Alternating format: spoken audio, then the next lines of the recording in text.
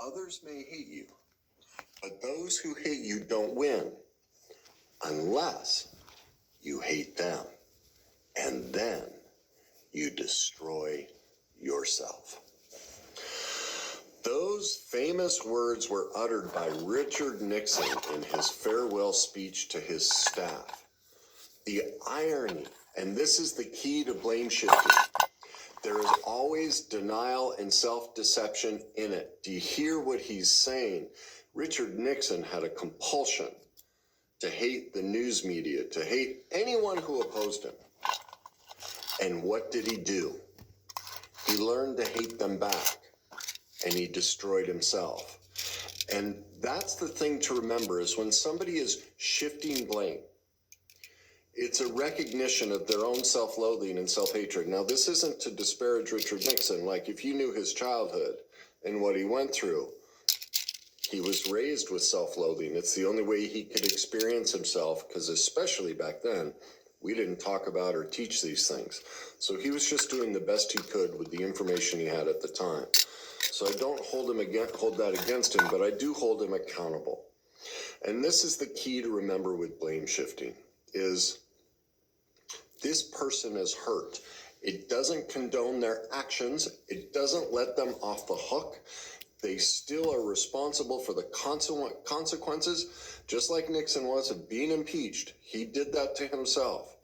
But underneath it, if we hate them, if we don't have empathy for what creates the blame shifter, do you see what we're doing? We're destroying ourselves, just like Nixon. We are caught in the exact same self-deception. That is critical to recognize, because when that assault comes in, that blame shift, man, we want to get them back, and we want to go to this upper righteous position of I'm better than them.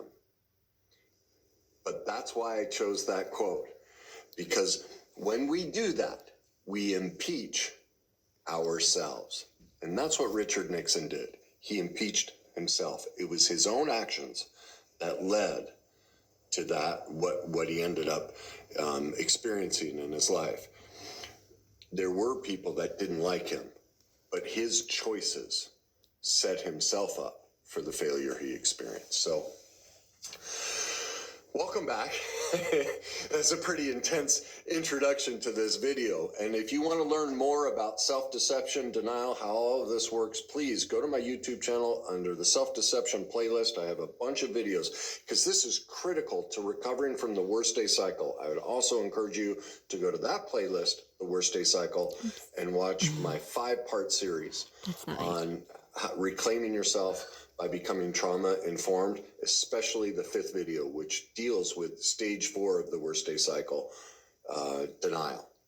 This is the biggest piece of recovery, the biggest piece of life that we're never taught, is how all of us deceive ourselves and how we all shift blame. Most of the time completely unconscious, because we don't really teach it. So it's very critical to me that you go check out those videos. You'll gain a lot of insight into yourself, which will pay massive dividends in your relationships, your career, as a parent, every aspect of your life. Because when you get this understanding of how self-deception and denial and blame shift are robbing us of our full potential, man, your life just takes off. So there's that. So recognize that the core of blame shifting is denial and self-deception. It is the complete inability to take ownership or responsibility for our thoughts, feelings, and actions. And what happens in that moment is the blame shifter projects that irresponsibility onto others. Just like Richard Nixon, he was completely detached from the truth that he was talking about himself, that he had become the person who hated them and was destroying himself with his own choices. And as I talked about, this is the 4th stage of the worst day cycle, denial. It's the single most important step in the process that sets us free and allows us to reclaim our authentic self, is becoming an expert in how denial and self-deception work. So again, I'm urging you, go to my worst day cycle playlist, watch all the videos there, and go to my self-deception and denial playlist on YouTube. You will gain tremendous value from those, and they will pay dividends in every area of your life. So what are some of the ways that people blame shift? What are key things we can look for? Anytime somebody uses any one of these three processes, most likely the blame is being shifted onto you. And it looks like, well, yes, you're right, but there's always a but. So it's the pretending to be empathetic and understanding, and then the but drops. And that's where it's all going to get spun and placed on your lap of how you're to blame. Okay? Or I'm sorry, but. So just look for that. We all know as soon as we hear that phrase, oh, but, we're like, here it comes. I'm about to get hit over the head. And we immediately get defensive. All right? The next common way we hear is because of the codependence and because of the remember, codependence and shame are a lack of personal responsibility. And we're stuck in what's called the adapted wounded child state. We're all children. And this is evidence when we blame somebody else by saying, you made me think, feel, do, or believe. All right. So a blame shifter does this. In their sentence will be, well, that's because you. So there's a because and a you. And so right there, they're staying the child because they can't take responsibility as an adult yet. And they may be 70 years old. But that's, I've talked about this in countless videos. People don't realize. Because we haven't taught about codependence or how to recover from the worst day cycle or any of this, the research shows 95% of our old adult life we're caught in our subconscious. Our subconscious is made up of the first 7 years of our life. What that means is no matter how old you are, 95% of the day, your thoughts, feelings, and actions, your choices, everything you do are based on those first 7 years of your life. You're still a child. And so that's why, I talk about we have to reclaim our authentic self. We got stunted because of the worst day cycle. And that's why it's so critical you watch those videos so you can gain the knowledge, skills, and tools to understand these processes so you yourself don't blame shift, but you also don't fall prey to a blame shifter. All right. Number 3, I just kind of let the cat out of the bag, is anytime you hear somebody say, you make me feel, you make me think, you made me do, that I just explained that whole process of us being caught in the adapted wounded child and the subconscious programming of our childhood and how we are codependent and irresponsible. And that's what blame shifting is a lack of personal responsibility. We're in a childlike state and we're going to give that responsibility. We're basically placing them as our caregivers in that moment and saying, you're to blame for this. Okay? Now we get sucked into this because we are taught as a child that it's our job to fix our parents' problems. No, they don't intend to do this. Our parents adore us. But again, we're just lacking some information, skills, and tools on how to parent in a way that's not codependent. And so when our parents are overwhelmed and can't navigate life, they get frustrated with us. And instead of correcting our behavior, they send the message, we as a person are bad. It's not just that choice we made, but who we are inside of us is defective. Well, because of that, we now feel responsible because our parents then, there's also all of this anger and confusion and frustration at how our imperfections is impacting them. Well, that leaves us thinking we're responsible for fixing the problem. And that's why blame shifters can have so much power over us. Like narcissists. If you've had a history of narcissist, well, that tells me about your childhood. You did not have a perfect childhood.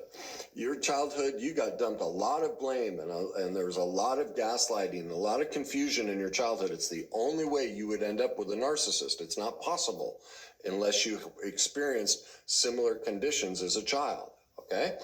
And so you feel, you got taught as a child, it's your job to fix the problem. So I want to give you some solutions. The first thing is when the blame shifter does their blame shifting, pause and ask yourself, is it true?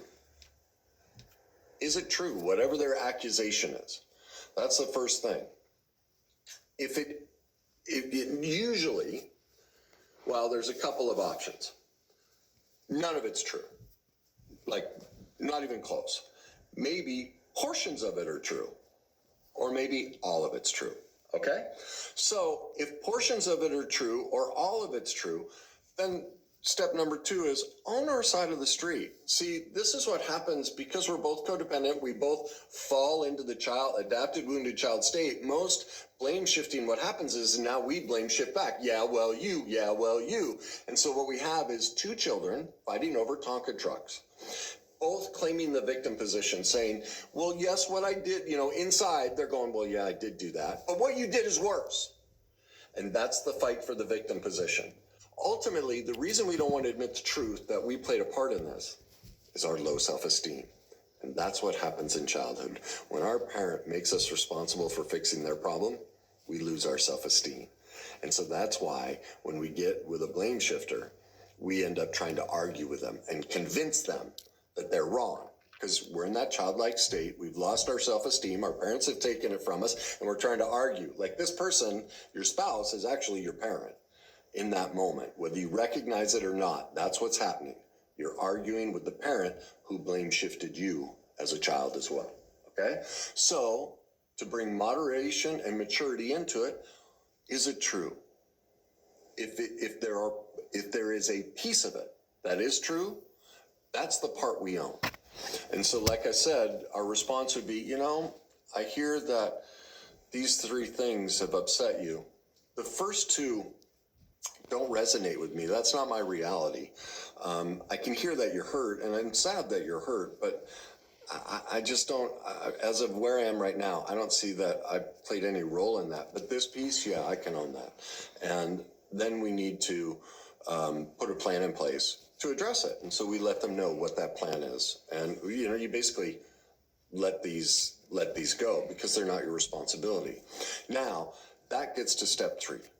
We give the problem back to them. Let's go, I can't resonate with these, but you sound very upset about that. And that's sad to me because I don't like to see you upset.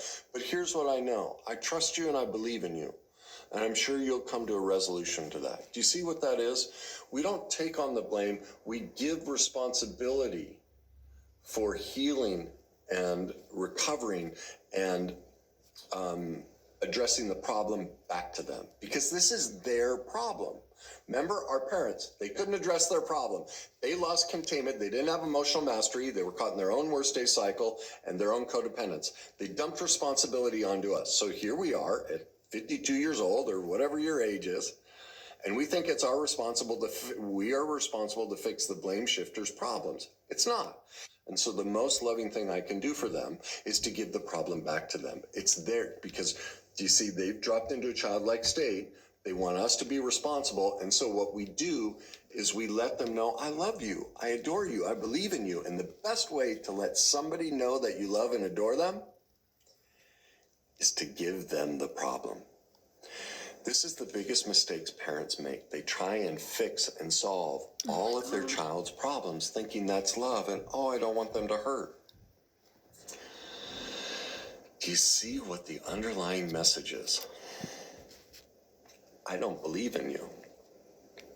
You don't have what it takes. You need me. I am a godlike figure. I am the only person who can save you. The world revolves around me, and you won't make it unless you have me.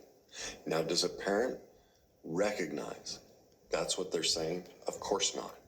They don't recognize it because no one's taught them that that's what we're doing when we're trying to fix their problems. What we're also doing as the parent, for those of you who recognize, oh my God, I do fix my kids' problems. Do you realize why you try and do that? Because your parents made you responsible for theirs, and so you just want someone to fix your problem. You want to feel the empowerment your parents never gave you. So you're not a bad parent, you're not a bad person, you're just the little kid inside of you is going, man, I hurt, I'm sad. I want to feel some power, I want to feel some strength, I want to feel like the world revolves around me because it didn't as a child. And so, inadvertently, I'm going to do this to my child, so I feel omnipotent. So it's not a conscious choice. It's the people don't like it when I use that term broken. So maybe I'll say it's the hurt little child inside of you that never got its power, its authentic goodness, and it never got sent the message that you, as